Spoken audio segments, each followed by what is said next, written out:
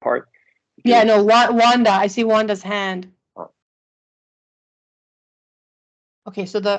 Estoy bien, gracias. Okay. So let me... Okay, just hold on a second. I'm going to set up my iPad. So I've recently learned that plugging my iPad into my computer is better for the image. So let's set that up.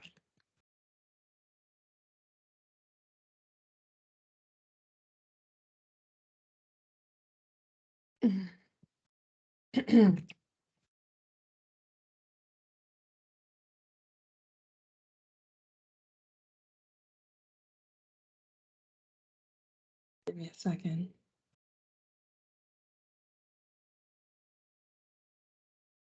How's the sound? It sounds okay. Sounds okay. Does it sound loud or Sounds the echoey? same.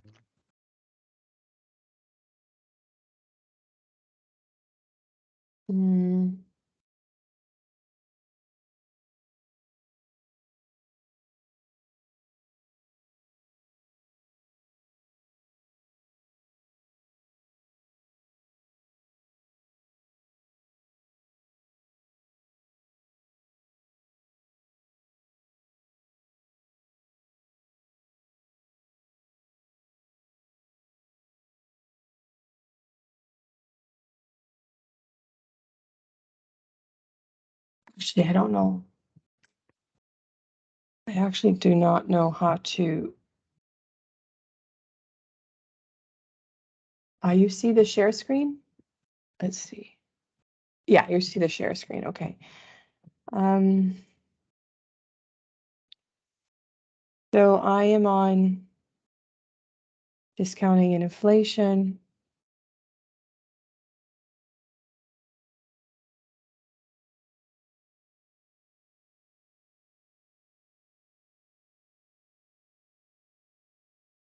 You were showing the files, but not anymore. Okay, now I can see it. Yeah, I got the... All right, so this is the problem for people who have not arrived there yet. I take some time to discuss inflation. So until this point, I explained that the interest rate we work with, or I call the discount rate or the rate of return, it is also known as the nominal rate. I don't differentiate between nominal and real until now. Okay, so this is where I start to introduce the idea of real cash flows. Real cash flows are tied to a certain point in time where I say, well, $1,000 in times $0, so like today's dollars, $1,000 in real terms is what I can buy with $1,000. And I know what that is. I know I can buy a iPad, for instance, with certain memory for $1,000. Next year, there's going to be inflation. Prices will have risen. And currently, the inflation rate's very high, unusually high than it's been historically. But anyway, so inflation is a real thing right now, right? So prices are going to go up over the year. And so next year, the price of an iPad is going to be greater. But if I have a guarantee that, let's say, my revenue or my income, so if I'm receiving like benefits as a student, right? So you get some sort of support, financial support. If you're promised that every year you're going to be able to buy a new iPad, what you're really getting is a guarantee of $1,000 real dollars. Obviously, you're going to spend more for the iPad in the state of inflation, but they guarantee you the purchasing power. So real dollars, in terms of dollars in your pocket, has to be converted, and that's all this is about. So when I talk about the regular annuity formula in real amounts, the question is posed as 6 payment annuity of 1,000 in real cash flow, that's like the equivalent of a laptop every year starting a year from today. So then in the second part, I ask you to do it with nominal, and you're going to see, because of inflation, the nominal dollars, the dollars that are actually in the pocket, go up because you have to be able to afford that laptop in the state of inflation. So that's what I'm trying to do. And so that's why this one is a regular annuity in real amounts, 1,000, 1,000, 1,000, 1,000, 1,000. And these ones are growing. Did you want me to do the problem? I'll do the problem. So just for people. Okay. Yeah. Okay, so I start with, let me change my glasses.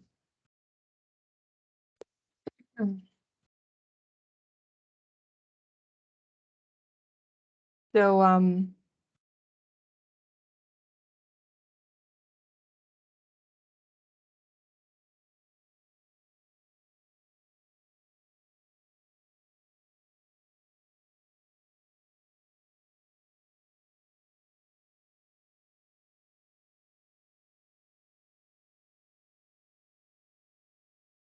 so 6 of 1,000 starting 1 year from today.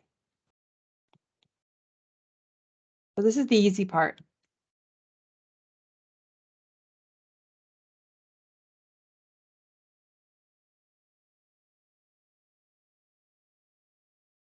So suppose the nominal discount rate is 8% and the expected inflation is 2%.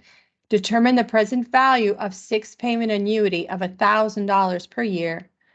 The first one is in 1 year. So the rule is, so there are like 3 formulas that you learn with this handout. The overarching rule is real dollars with the real rate.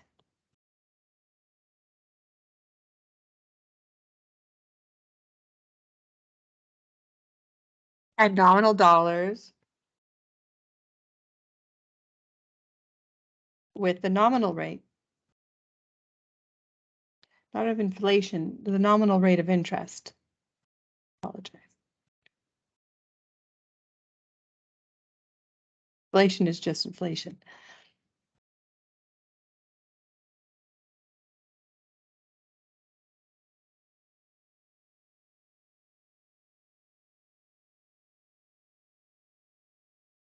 So right now, the timeline is in real dollars, and I'll mark it. I'll say these are real.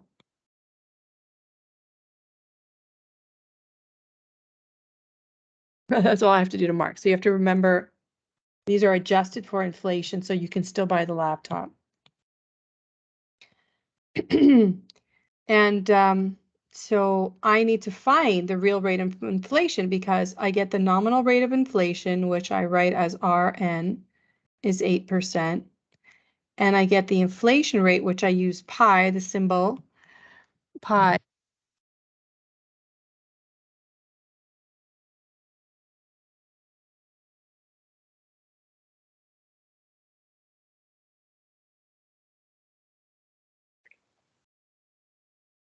Professor, are you talking? Did you stop hearing me? Sorry. Yeah, when you were writing the 2%. It's so funny as I didn't realize I moved the microphone and I turned it onto mute. Okay, so thank you. So yeah, 2% is the interest rate, and we learned in the video, and if you didn't learn it, you're going to learn it now, that the relationship between these two is like growth rates, a relationship of growth.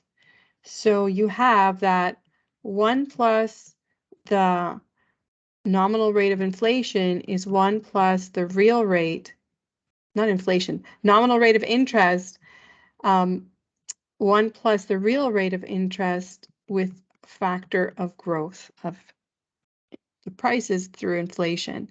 So this is the relationship. I have this number and I have this number. So I solve for, mathematically, I can solve for the real rate.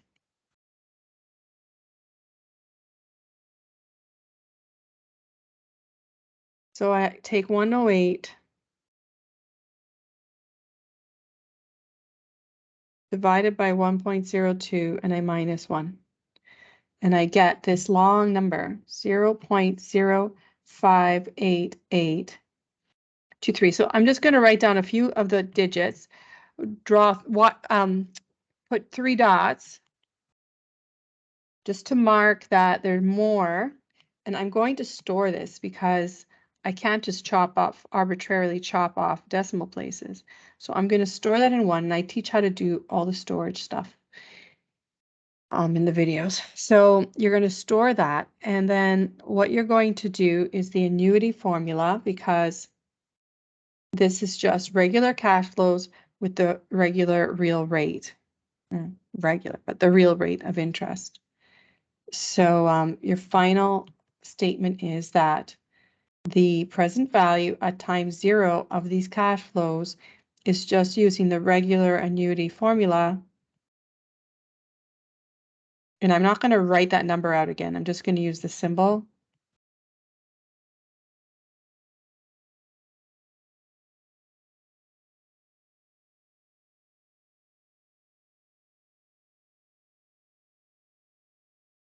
And 6 periods. Now, I don't have to do this mathematically. I'm just showing you, this is what you have to write to show me you're going to do a 6-period annuity with that number. So then in your calculator, so I'm going to do these calculations in my calculator. I'm kind of skipping a step. Maybe I have to put the in-between step. So what I did was 1.08 divided 1.02 minus 1 equals RR. So I'll repeat this. I'll do it on the calculator. I'll store the value, and then I'll put it into the annuity formula.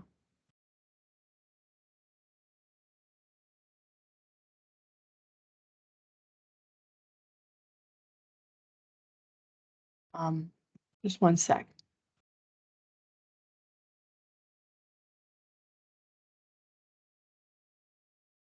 A minute.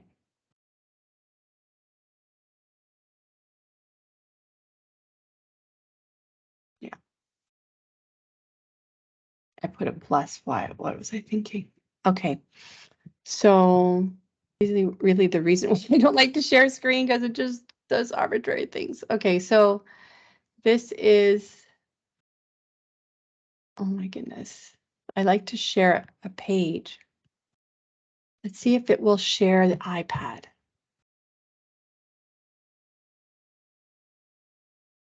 Well, there's a question. So I'm having so much problems with Teams right now. I can't click on anything. Doesn't. Is there a comment in the chat? You guys want to just say it, because I can't open the chat. There's no keys for the chat either. Nope, just show conversation. Okay.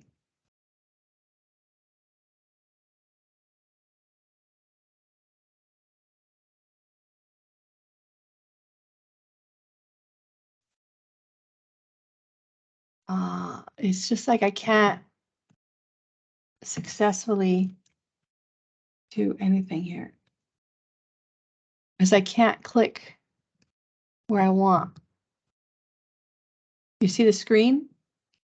Now, do you see the iPad? Now, yes. Okay, so 1.08 divided by 1.02 equals minus 1. So this is my interest rate, and I'm going to store it in the first memory storage. So store 1.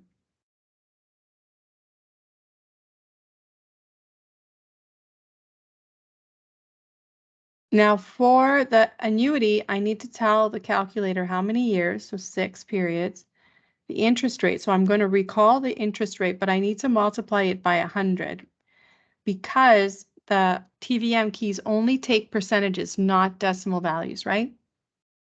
Well, they don't take, it doesn't take the decimal version of the percentage.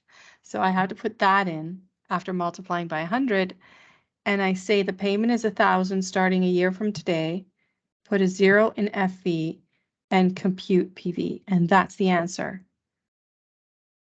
So for people who are still learning the calculator, the present value will come as a negative if I enter the payments as a positive because it keeps track of cash flows. If I'm saying there's a positive cash flow, then that means later I have to pay back something. So that's why it's a negative.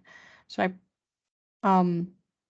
this is telling me the present value of getting, so I would have to spend 4,935, or someone has to, for me to receive $1,000 in real dollars for 6 years. So this is the value, and 4,935.55.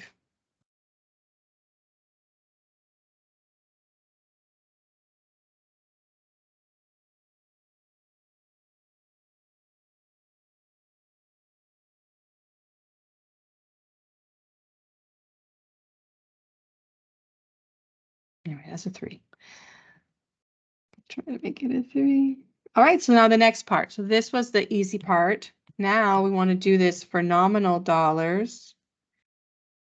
And the timeline now is for nominal dollars. Now, how do we convert this timeline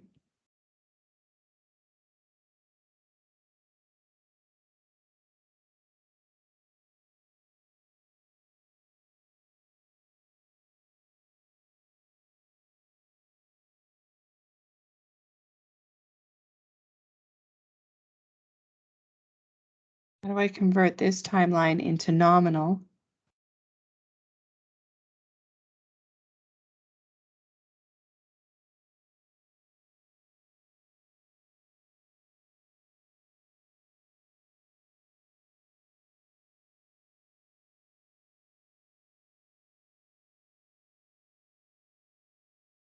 How much, in other words, do I have to actually have in my pocket?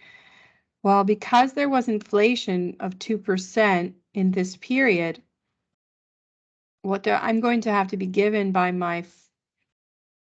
the government or whoever's financing my iPad, I have to be given 2% more for that. In the second year, there's also inflation, so I'll have to be given another 2% more on top of what I had before. Okay, so it's just looking like a growing annuity.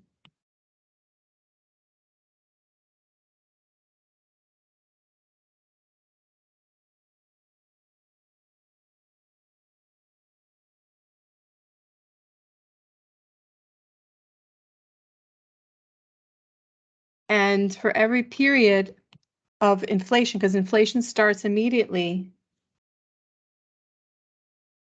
for every period of inflation, sorry, for every year there's a period of inflation, so that's what's happening. So then 5 would have to have a power 5.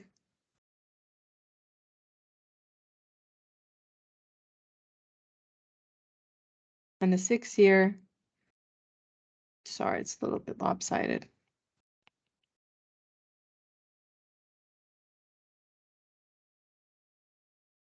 So now that is now a different formula. That's the point. I can't apply the regular annuity formula to that. It's a different pattern. So going back to the notes to review that, the pattern is a growing annuity pattern with this being the C1 in the formula. So if you go back to the formula, the growing annuity formula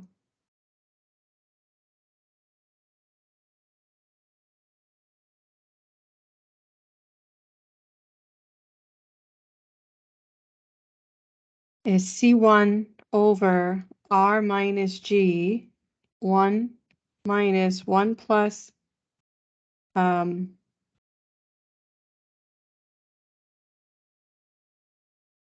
why am I stalling?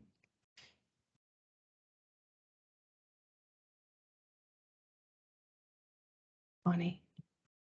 Let's go back and see.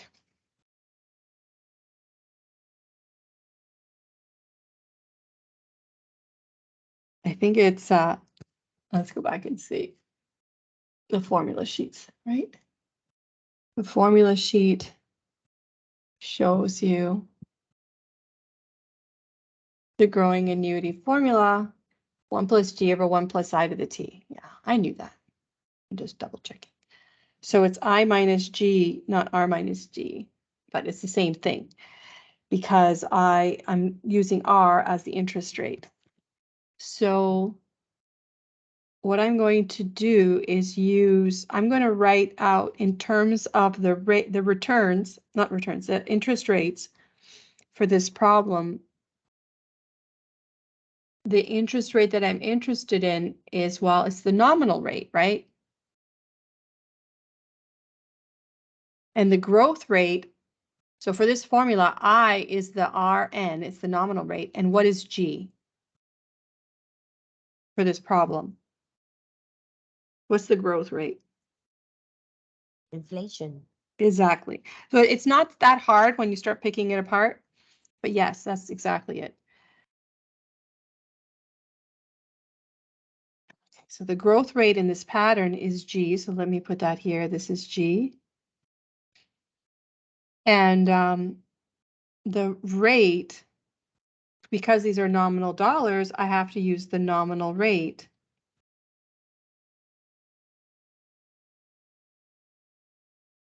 With nominal dollars, right? That's the rule. That's the rule that I established up here. Okay, so real dollars with real rate of interest, nominal dollars with the nominal rate of interest. And if I make a timeline with the nominal dollars, I have to use the nominal rate of interest. So that's why this is going to be RN, but it's just I. And this is 1 plus G because the amounts are growing. And then this is 1 plus R. And the T is going to be 6 periods. The only thing here you got to be careful about is what is the right C1 at this point. So the C1 is this whole thing. You could calculate it. So it's $1,020, right?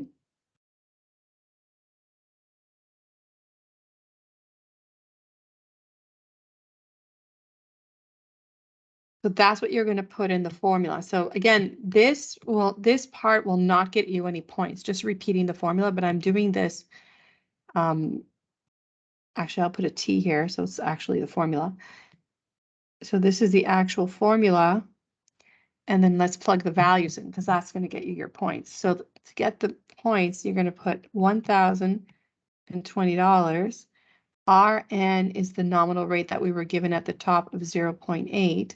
G was the 2%, and then 1 over 1 plus G is 1.02, and the 1 plus R is 1.08, and the power is 6. And you have to calculate this by yourself. So this is why for these for the growing annuity formula,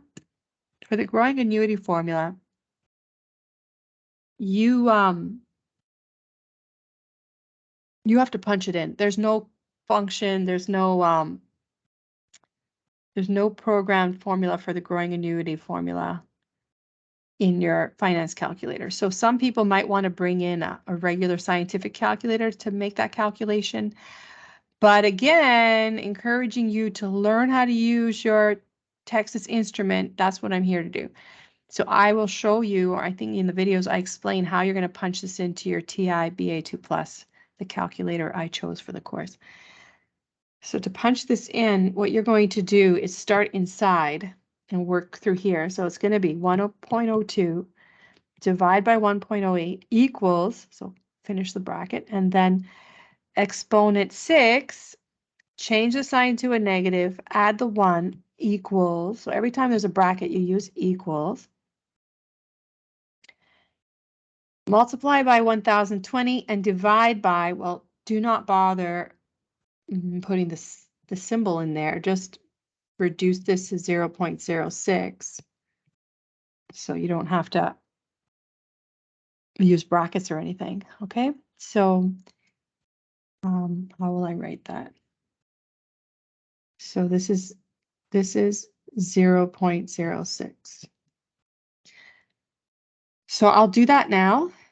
And what we were supposed to get out of that is the exact same answer, because all we did is change the rate to the nominal rate. As a result, we have to use the nominal dollars, and that gives us this timeline instead. So let's see if I can do that by memory. Okay, so it's going to be 1.02 divided by 1.08 equals to the power of 6 equals, change the sign to negative, plus 1 equals time 10, 20 divided by 0.06. Da, da, da, da, da, da. Am I going to get the right answer? Yes, I did. Do you want to see that again? I can write up the keys as well. That helps. So when it comes to annuity with growth, we have to calculate it manually and step by step. Yes, within the step by exam. step. Yes. And I really encourage you to practice with the BA2 Plus since you're finance students, with the prospects of possibly, in entertaining the idea of the CFA exam. This will make you much more excited about it if you can actually use the calculator for everything. So should I do it again? Yes, please. All right, I'll go slower. So 1.0, and let me know if I make any mistakes. 1.02 divided 1.08 equals to the power of t, which is 6, equals, now change the sign to a negative to add the 1 in the brackets, equals, multiply by 10, 20. Oh, no, that's wrong. 10, 20, and divide by 0.06. Let's see. I got it again.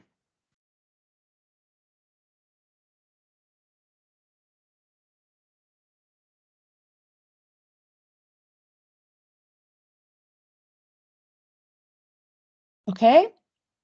So practice. I'll give you a minute.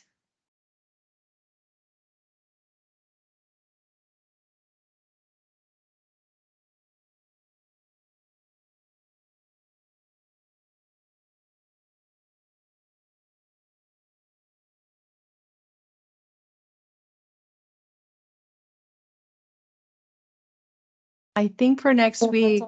I have Uh-huh. a question. Uh-huh. Just to make sure that I understood this. When when there's an annuity, Uh-huh. we always start in year 1. Like Right. the first cash flow will always be- To use the annuity formula, the cash flow has to start year 1. So year 0 will always be 0% of 0 of anything. Yeah. So year For, from if your timeline, if your timeline has something here under 0, then you can't use the annuity formula as is. You have to make an adjustment. So if you had something here, you would have to add it in after. So use the formula and add it in. Am I answering your question? So there should be nothing here to use this formula. So at the end, if there was an amount due at year 0, at the end of this, like of the result, after I calculated the annuity formula, I just add in. Yeah, if there was something here, you just add it in at the end because there's nothing, you don't have to do any time value of money adjustment, so it's just add the amount.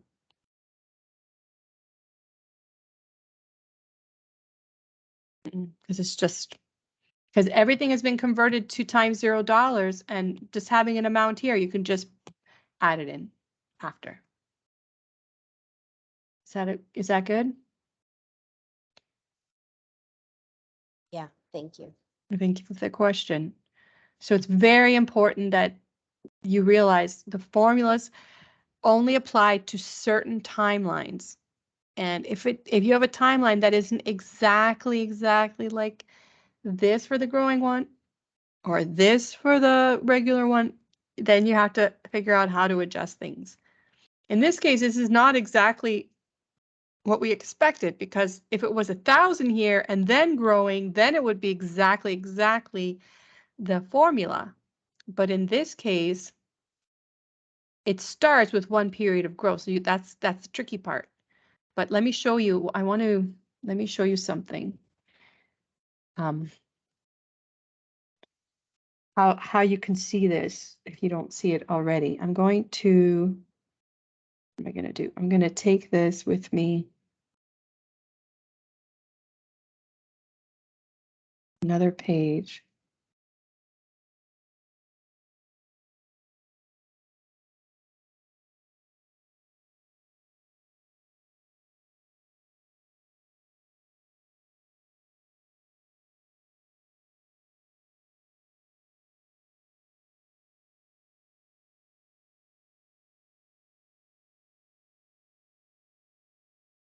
All right, so another way to see this, so it really looks exactly like the formula, if it's bothering you. Professor, Yeah. excuse me, I don't know if it's me, but the microphone seems like robotic, like it's chopped off every time you speak. It just, My microphone, is it better now? I don't know if any of the other students can Okay, hear. look, I can change a microphone. I'm trying to use, I don't know, it's just, it keeps getting weird. Everything changes on me. I'm gonna put in my headset. Let's see if that's better. Because I know the microphone is fine. There's something about Teams that's weird. Is it okay now or is it the same? I think it's the platform, because when Christopher said it, it also sounded like that. Yeah, it sounds bad for you too. So something's up. So maybe let's reboot Teams, okay? Everybody just get out of Teams and we'll come back. Maybe there's an update or something happened. So let's just get out of here. Okay, I'll be right back.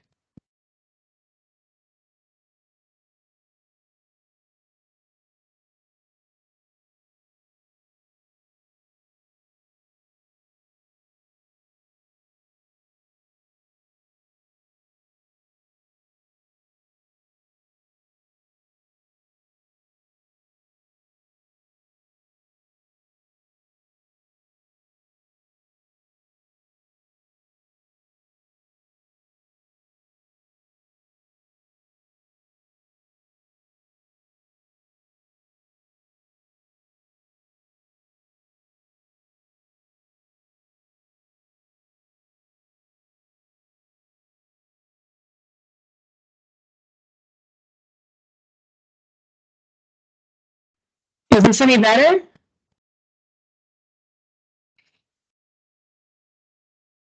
Does this sound better?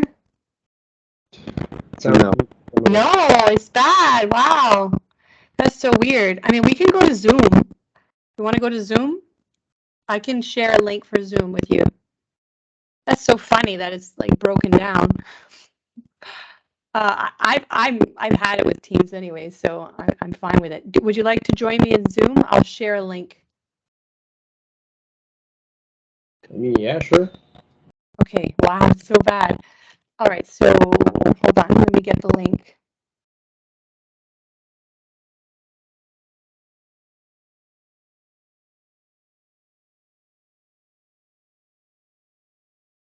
They can't stop us. Won't give up.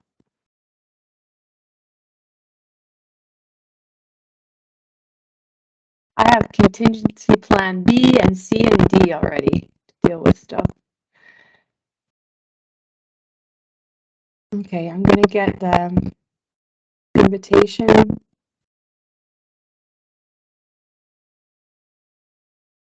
Okay, I'm gonna put this in the chat, and Daviana, I will answer your question over there.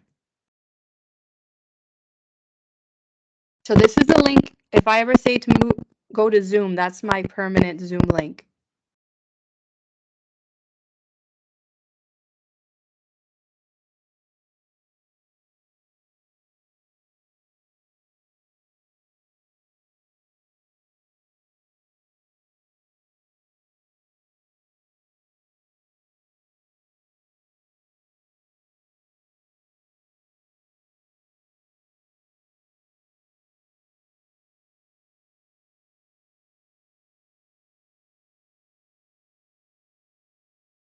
Okay, I see people already going. So I will send an email about it too for people coming late, and we can record the meeting as well.